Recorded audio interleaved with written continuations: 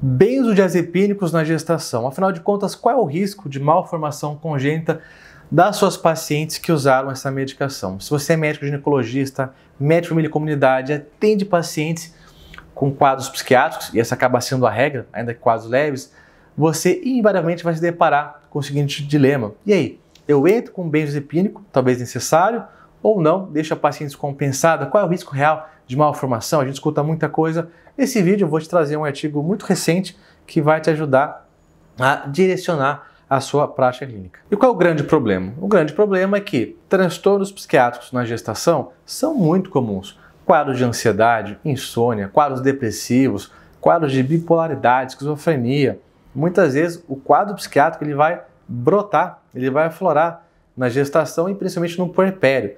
Na residência médica, tinha até um professor que falava o seguinte: olha, Rafael, o puerpério para a mulher da gestação é o equivalente ao teste ergométrico para o cardíaco. Como é que é isso? Então, imagina um paciente cardiopata, ele está ali na esteira, ele vai ser exigido até o máximo que o coração dele aguenta. Então, se algum evento isquêmico for acontecer, vai ser ali na esteira. Assim também, muitas vezes é com a mulher, é com a gestante, com a puérpera. Se ela tem a inclinação, a chance de ter algum evento psiquiátrico, vai ser ali no puerpério, na gestação. E muitas vezes não. E um transtorno psiquiátrico não tratado pode ser avassalador, pode ser um desastre para a mulher, para o bebê. E a gente sabe das consequências de um transtorno psiquiátrico não tratado na gestação. Baixo peso ao nascer, parto prematuro, um comprometimento do vínculo da mãe e bebê, uma mãe depressiva, psicótica, como é que vai amamentar, como é que vai cuidar da criança? Isso é desastroso. Fora alterações no neurodesenvolvimento do próprio feto. E aí, o colega que está cuidando da gestante fica na dúvida: será que eu medico, não medico? Se eu medicar, vai provocar uma malformação? O que pode acontecer se eu não medicar? Então, esse equilíbrio, que não existe uma resposta correta, absoluta, mas existe um norte para você seguir. E quando a gente fala em uso de psicofármacos em gestantes, o grande problema é que não existem estudos duplos cegos, controlados, com placebo, até por questões éticas. Ninguém vai dar uma medicação que potencialmente pode ser teratogênica, pode ser maléfica para a gestante ou para o feto. Então, existem poucos estudos, são estudos retrospectivos, né? Relatos de caso, alguém que faz um relato livremente. Então, os dados não são tão robustos, nem para falar que, olha, não tem nenhum efeito teratogênico, não, é totalmente seguro. Existem dados, mas a literatura até pouco tempo era fraca, para falar a verdade. E justamente por isso que eu fiz esse vídeo, para trazer um artigo recente, de 2022,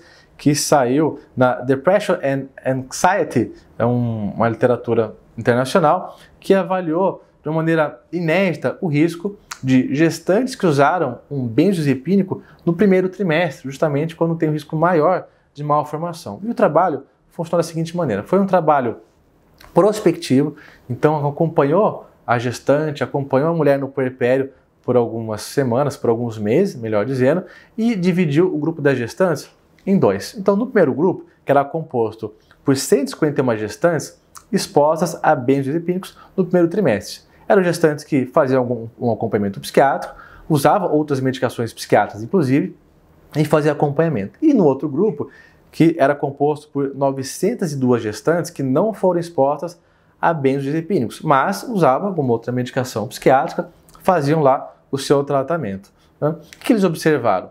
Que a taxa de malformação foi muito semelhante. No primeiro grupo, das gestantes que foram expostas, eles encontraram 5 casos de malformação, 3,21%.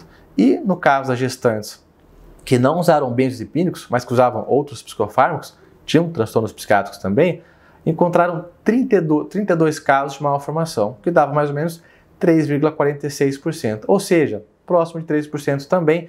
Não houve diferença estatisticamente significativa de um grupo para o outro.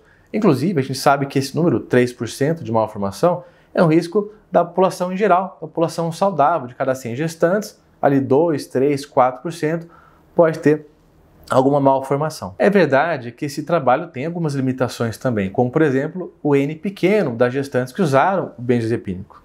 Além disso, a gente sabe que a população estudada tem um viés, é uma população com transtornos psiquiátricos. Isso por si só já pode predispor à malformação. E curioso que a malformação mais encontrada foi a alteração de fenda, a fenda palatina, que a gente sabe que é uma alteração comumente provocada por um déficit de ácido fólico. Então a gestante que acaba não fazendo um pré-natal adequado, não recebe a suplementação adequada, principalmente se tiver alguma mutação genética no gene MTHFR, muitas gestantes não conseguem metilar o ácido fólico e pode apresentar essa malformação.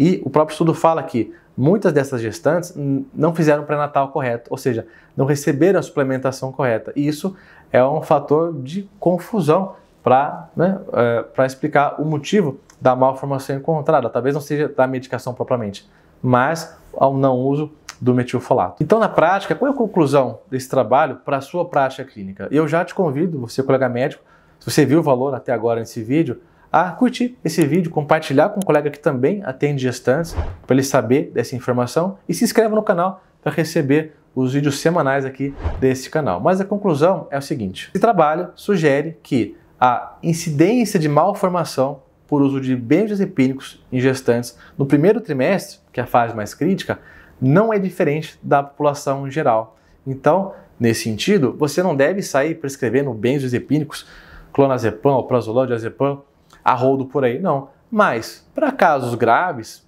que tem um benefício muito claro, você pode prescrever com mais segurança. E até pouco tempo, o que a literatura falava, não era isso. Olha, evite ao máximo, porque tem uma chance maior de provocar uma malformação, tubo neural, fenda palatina, e esse trabalho mostra o contrário, que existe uma certa segurança. Então, para casos selecionados, por exemplo, uma paciente em mania psicótica, uma paciente esquizofrênica, um quadro de ansiedade muito grave, paciente com crises de pânico recorrentes, incapacitantes, uma paciente depressiva com uma insônia absurda, é uma opção. É claro que tem muito mais coisa para a gente fazer, no curso Psicofarmacologia Z, no curso de formação em suplementação a gente ensina isso também, mas você já fica mais tranquilo para, se necessário, usar um benzodiazepínico. Inclusive, guarde esse trabalho aqui, porque quando você vai orientar uma paciente gestante, agora eu trago aqui muito da minha prática clínica, é muito importante como você coloca isso para ela.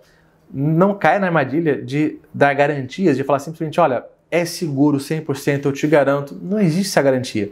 Mas o que você deve fazer é pesar os prós e contras. Então, olha, o seu quadro não tratado, senhora, tem um risco grande de parto prematuro, comprometimento do vínculo terapêutico, todos os poréns, que eu falei no começo do vídeo, ao passo que se você tratar, isso melhorar, isso amenizar, existe um risco pequeno, semelhante à da população geral, de alguma malformação.